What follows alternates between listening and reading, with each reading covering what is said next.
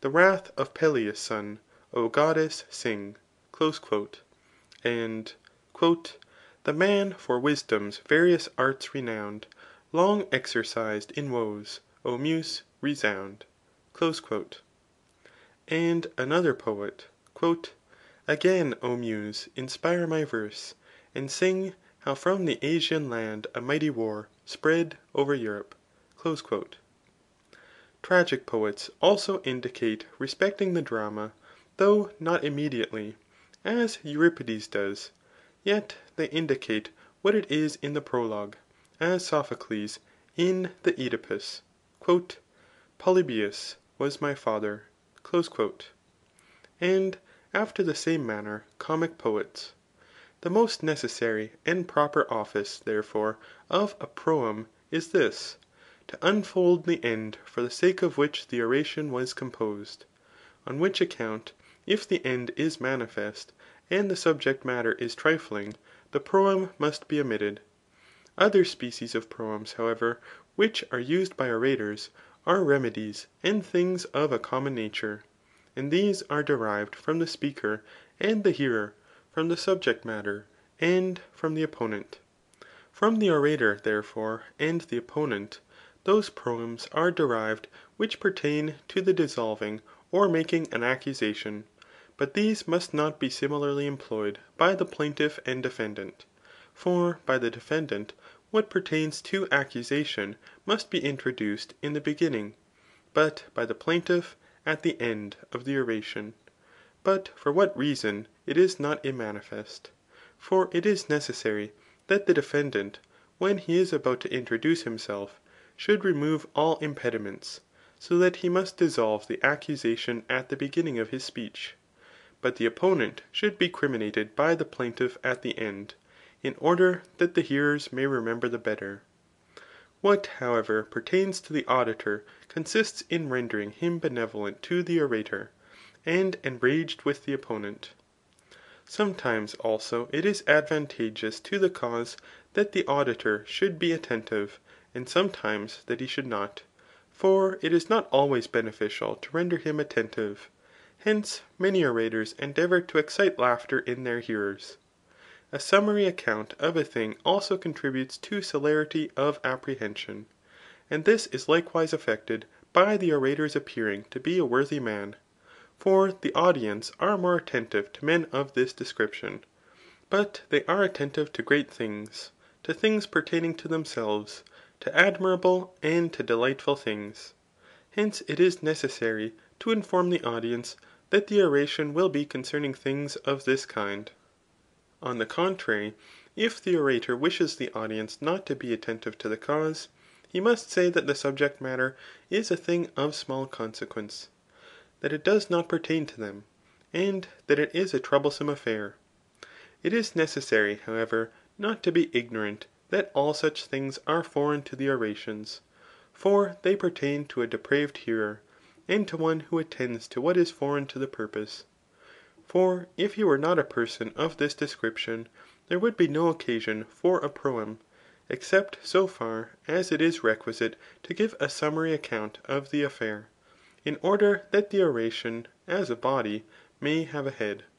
Farther still, to render the audience attentive, if it should be requisite, is common to all the parts of an oration, because universally the audience are less attentive to what is said in the progress than in the beginning of the oration. Hence it is ridiculous to endeavour to procure attention in the beginning of the oration, because then all the hearers are especially attentive. Hence attention is to be procured wherever occasion offers, by saying for instance, Give me your attention, for this business is not more mine than yours, and I will relate to you a transaction of such a nature, that you have never heard of any thing so dreadful or so admirable. But this is, as Prodicus says, when the audience are drowsy, to promise to say something to them from his demonstration, estimated at 50 drachmas. It is evident, however, that the proem is referred to the auditor, not so far as he is an auditor, For all orators in the proems either criminate or dissolve fear, as from the Antigone of Sophocles, I will tell you, O king, though it was not my intention to have come hither as a messenger. And from the Iphigenia in Taurus of Euripides, Why do you preface? A proem also is necessary when the cause is bad, or appears to be bad ; for in this case it is better to discuss any thing else than to dwell upon the cause. Hence servants do not directly reply to the question they are asked, but their answer is circuitous and prefatory. But we have shown whence it is requisite to render the audience benevolent, and have explained every thing else of this kind.